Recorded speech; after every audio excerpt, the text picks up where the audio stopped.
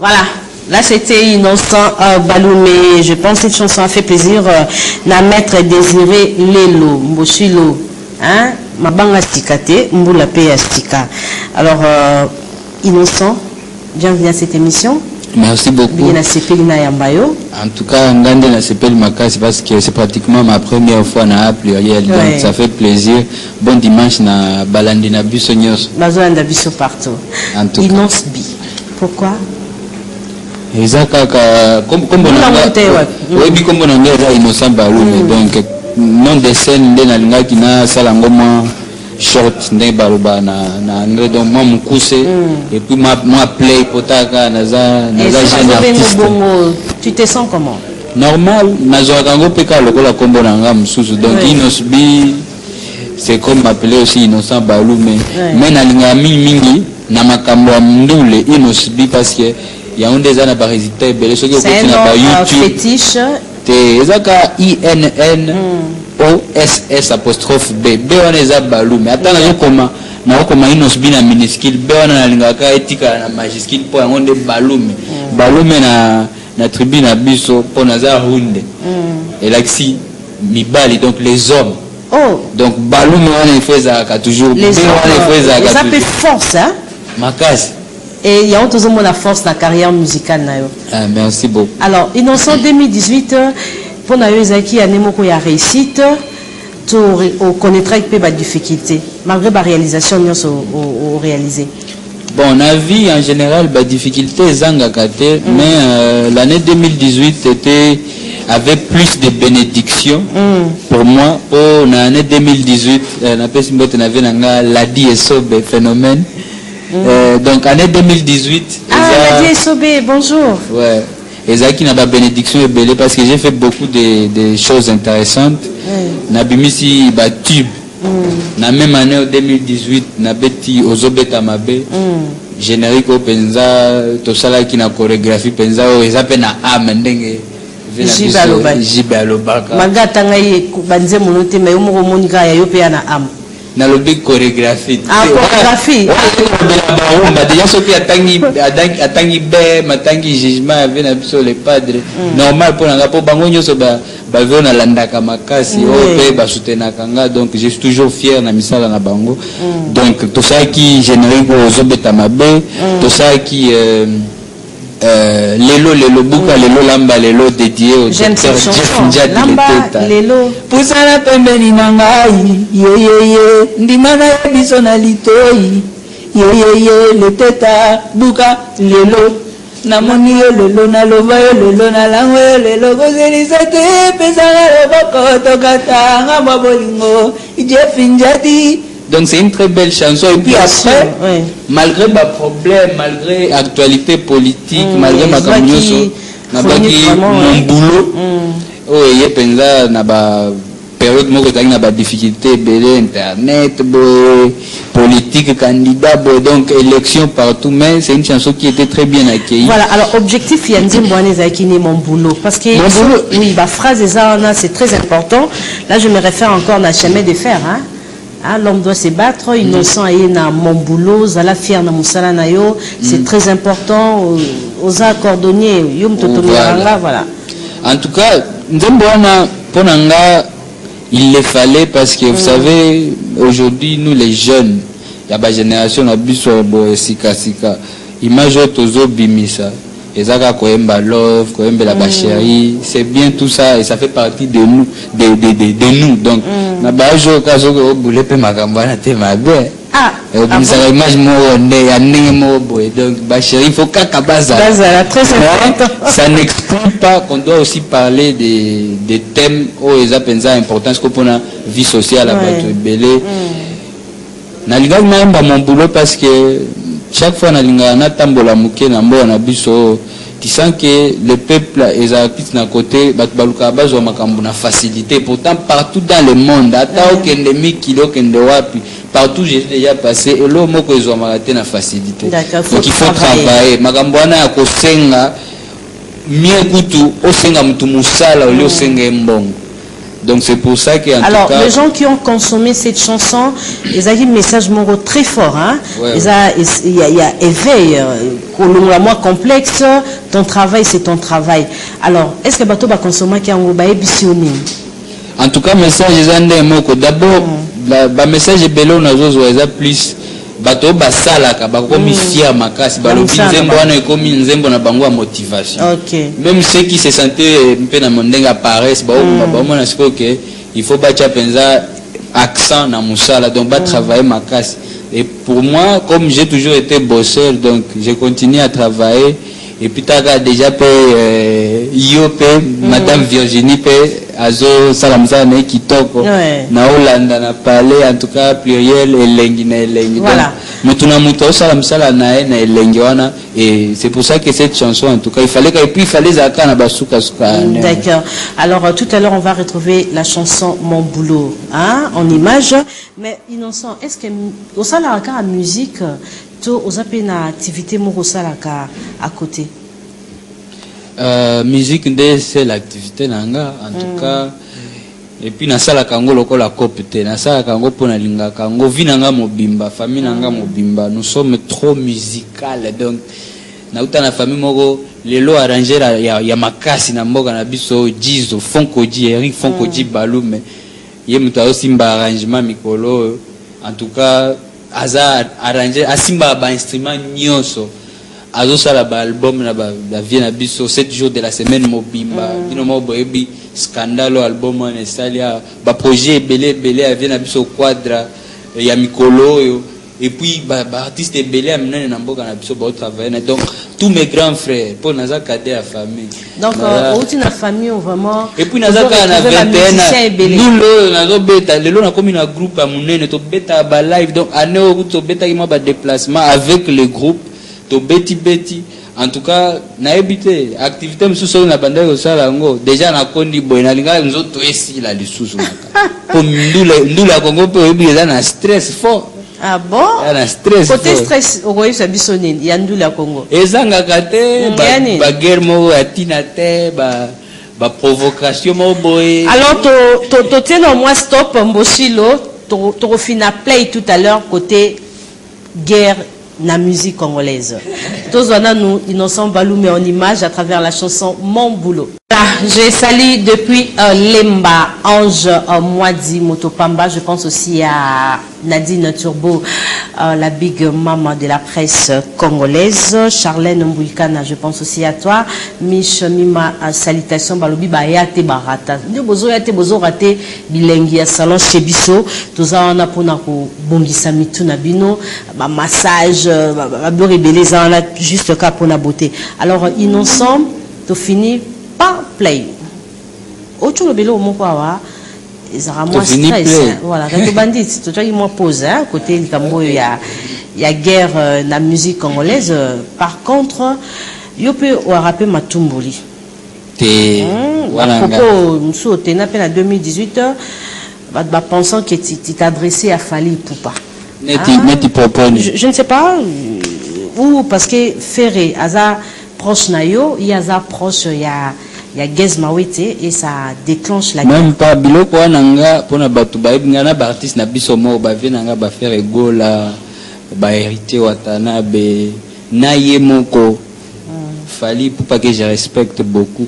Ayebi naza muto ba sentiment na. Donc propos ngo soki batu ba spécifier ngana ko expliquer ngana za toujours près na simaka ba parole. Mais nini sali batu ba ko molo ba bongo.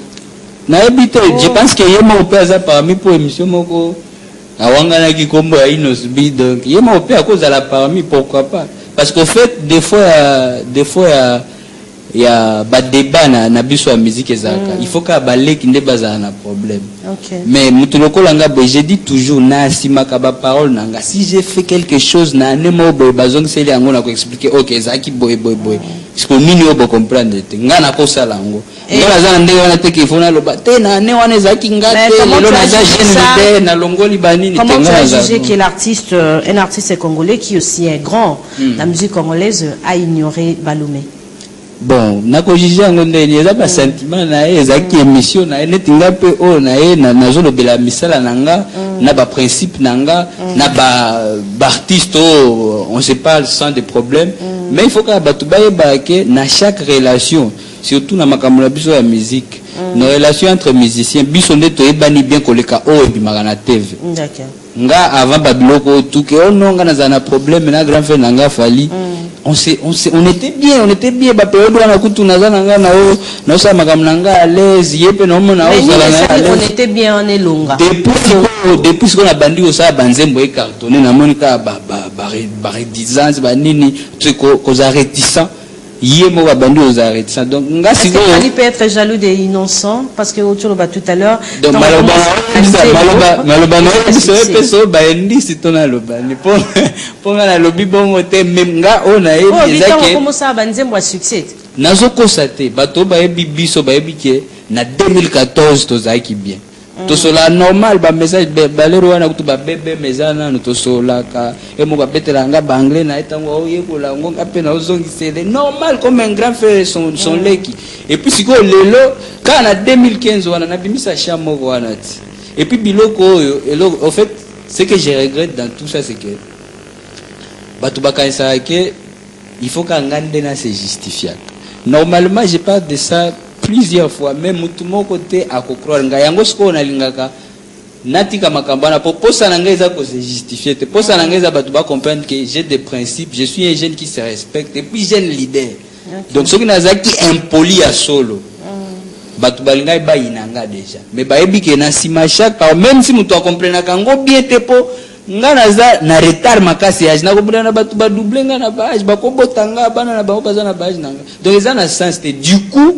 moi je préfère rester dans mes principes nalingaka au moins respect ce qui est ya solo échange à te vie mobimba mais ko banga muto banga ka mutu jour à cause la faible que yo au sale mabe mais ce que respecta kae ata ko mi faible au tika la ko respecter c'est ça la formule que moi je respecte donc du coup batu openza baebi makambo wana ndenge banda ndenge na beta bashana bapola s'il vous plaît venez dans na libanga na kati baebi te genzembo na ndenge kabola biso na libanga na eza na kati sima un jour na 2017 fin 2017 na beti rumba moko na lobi na ndenge sikoya ko honore pe bakolo rumba na bwaki kaka vie nanga Ferregola voilà na bwaki ye comme je l'avais fait aussi en 2015 il y a grand fait nanga Ferregola na sala on a 2017 mais déjà en 2015 wana banda ko féliciter ba misala nanga na makambo za na intérêt nango te o féliciter nga normal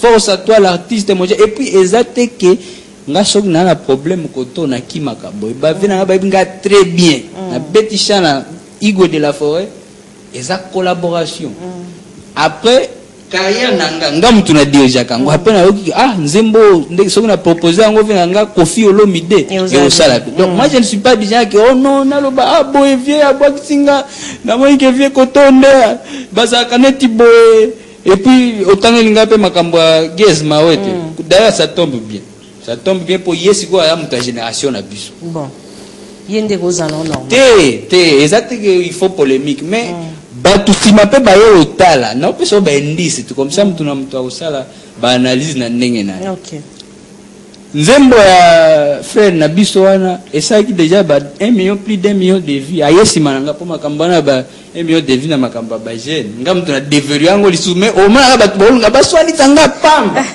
sikoyo nzembo na déjà bandeko cartonné déjà grand frère na biso ipupa asale lié vidéo batu bakomi koloba ezapo a répondre nga na libanga fere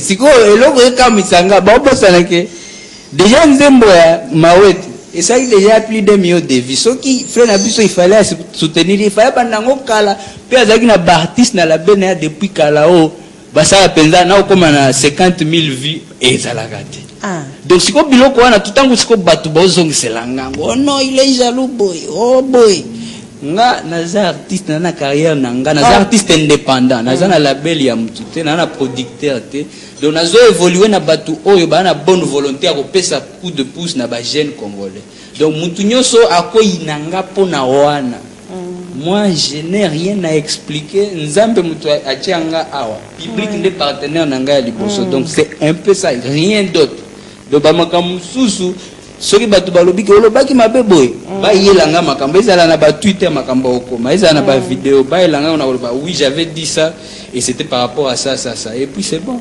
Alors ba mélomane peut deux fois ba memela bino ba problème pour rien. On soit artiste peut bazaka à la base des fois artiste peut bazaka à la base parce qu'au fait vous savez quand on est déjà beaucoup écouté soki muto ayebi ke bayoka kae mingi il faut azala kana esprit moko ya grandeur mutu soki aza munene bato bamona ke yo danger il faut pe ozala kana habitude ya ko promouvoir maturité à promouvoir sagesse mais babiloko ba immaturité ko promouvoir qu'il faut beta batu bakara o tout elango tolo et puis nous après on vient nous condamner pour ça mutu lokola nga ba condamner nga po yaya moko nde asali boye ba qu'est-ce que vous avez comme problème ba wanga ni kombono est-ce que voilà ça ba sentiment mutu azo agir par rapport à bas sentiments. Et toi tu respectes ses sentiments? Oui, je respecte. Nako inete po awanga ni kombono nga po carrière nanga kende liboso Makambouane Zaki koleka na Congo na Zaki na deuxième parmi ba 10 azaki premier na deuxième B mais atangi ba numéro 5 ba numéro 3 ba 4 donc pour nga normalement ezaka si on est grand on doit agir en grand OK et si on agit en petit c'est qu'on est petit aussi c'est profond hein Boshilo oh ezaka ba proposal français ezanga te donc ezaka français donc du coup batu ba faciliter kanga boyebi âge nanga na batu âge nanga yango wana makambo na osala naza artiste ya Goma na uti Goma toloba Swahili na osala carrière na kina wana lingala na o communiquer Congo mobimba yo ka Afrique lelo ezo batu ba faciliter ngata j'ai plus de choses à faire il y a bien olena tikala kaka ko se justifier na makambo yo soki ba relation eza bien te on ne force pas et soki ba relation eza bien c'est bon. Donc nga lelo naza toujours ezaka lelo te banda lelo te naza kana esprit moko très à l'aise. Voilà. Alors ozobeta mabe ezaki mbwa kelate jamais. Ozobeta beza générique. Na yembelo yoga. So na yembi par exemple ochelinga bakana bongola ngo escalier na matina monani osalinga keto fulinga lisusu yebozo beta mabe.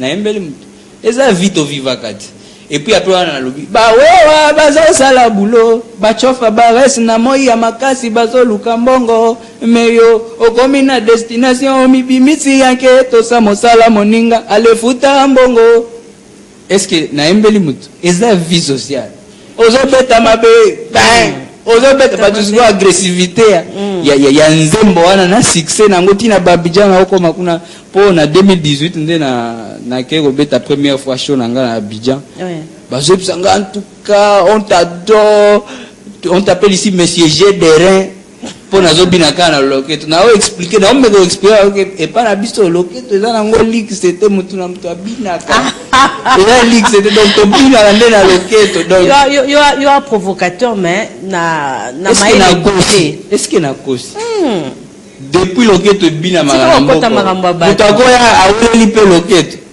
kuna nga ba obenga message dere nazonga boyepena loba kote openza bandiminga fort donc na fongoli ya Abidjan na sali non au fait yango no loba si on doit évoluer tous ensemble il faut on devait laisser de côté moi bablo mike wana voilà il faut que la mimi na ba débat o eza plus à l'intérêt de tout le monde comme le fait grand frère na biso pe o nalinga mingi héritier watanabe makambo ebele ba débat na tango na tala ba interview na mona eza c'est pas pour lui seul c'est pour batunios eza teke une interview mobimba mutolo banga nazaka boy nga diku nga boy nga tezaka nous devons la presse et nous on doit collaborer eza langage moko wana ya pacifier là tu rejoins Fabregas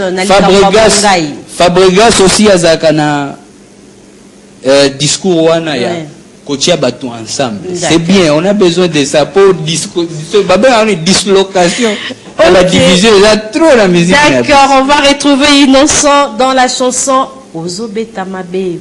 Voilà, nous approchons à la fin de cette émission. Alors Innocent Baloubé Innocent Bi, voilà. Alors groupe Nayo administration là c'est plus la famille Baloumé. Non. Balou mettait à part du gâteau. Non, décision musicale, tout ce que tu fais, tout ce que tu nous donnes, innocent. On s'organise. La décision moko collégien. On s'organise très bien. En tout cas, au niveau de la Bisso, on s'organise très bien. Oui. Mais comme vous le savez, je ne peux pas les nier.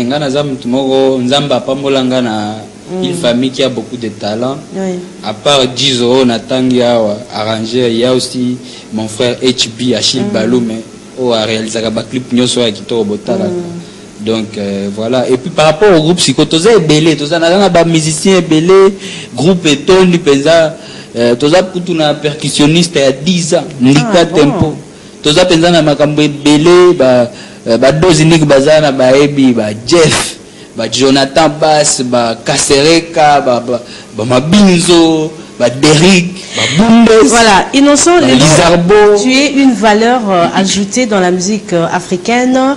Ozo presté na pays Afrique belé, ozo ça ba œuvre oyo, ezo marché. Public nayo c'est pas seulement la jeunesse hein. Il y a peu mikolo to vana une fois na amimoro Nico Kadima Chalobi. Non, Innocent pour moi aza meilleur. Et puis un président africain continue de l'autre jet privé à Rosario. C'était dans tes rêves et comment hein, tu... Oui.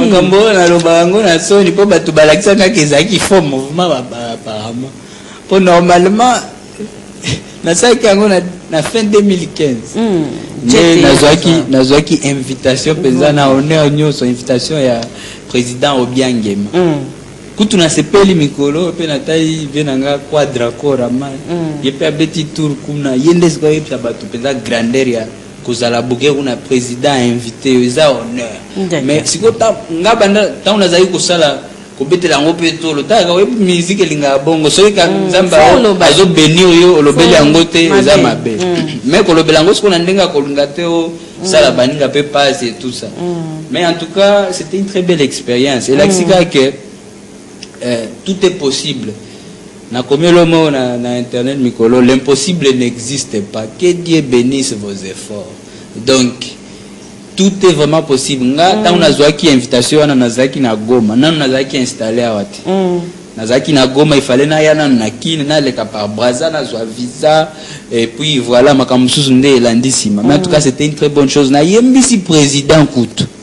Nzembo nanga oh ma chérie chacha ngane bige na zone kaka chacha inabiso na Kongo nzoka suka na nzembo ke kuna ezate baloba anglais po batu baloba na toute la anglais tolo ezate baloba français na sola pe na français mais kuna baloba siko espagnol. Okay. Donc bazobenganga inosbi tsatsa donc ce que robi tsatsa ba opesa na ba chambre na ba hotel na ba 5 étoiles kule so le bit tata ba na team ya tata voilà nzembo ana kuna bonheur wana tout lelo s'il faut partager ça innocent ou partager on anane avec ta famille biologique avec partager ma famille wa propulser vraiment mais propulser en tout cas ndena lobby j'ai une carrière naza artiste indépendant donc je n'ai pas de producteur je n'ai pas de label. Mais j'ai mes fans qui m'aiment bien, j'ai une famille qui me soutient, j'ai des amis qui me soutiennent. En tout cas, c'est un peu ça. Mais mes fans, surtout pour Bangonde Makam. Bangonde ba partenaire nanga liboso Makambu nyoso oyo nasala kapenza bazaka na sima. Et puis merci aussi Nabino Presse. De temps en temps ba baza juste bazwaka courage wana kolobela. Alors Innocent nganga na wa pekisa ko bimisa album car ba single. Quand est-ce qu'ils nous sont un album Otika kuna na este je pense que bafan balingande obetaka batube nanu bayoka jouna oza pa obimisa album na osa pe parce que aussi mbate ça sera pas facile dans 8 chansons banze nga oyebike banda 2011 soki photo bela banze banda 2011 nazala na studio lelo na mikolo nde nazala na studio bali quelques leaders na studio bonana te mais nga depuis 2011 nazala na studio na Goma pe na studio msusu portable donc na kina pe na parler nazala na studio banzembo so il faut raconter banzembo pour la bimisa album c'est pas ça. À la fin de cette émission malheureusement Innocent merci beaucoup na rotumbolo na moni changement ya teinture omo chachoko Mikolo, en tout cas, tu vas pexer mais je vous rassure que je n'ai jamais fait ça. Merci beaucoup, merci à Prince Baloumé, merci à staff Naomo Bimba, et je suis très ravi de vous recevoir. En tout cas, merci beaucoup. Nous avons team Nanga Mobimba, Janville Kirongozi, Dozinic Liakanabaz, Vienanga Théo Binamungu, Trésor Loire. Merci. Mercredi à 8h, c'est la rediffusion de cette émission. Dimanche prochain, je vous retrouve à 12h30 pour un autre numéro de cette émission à pluriel.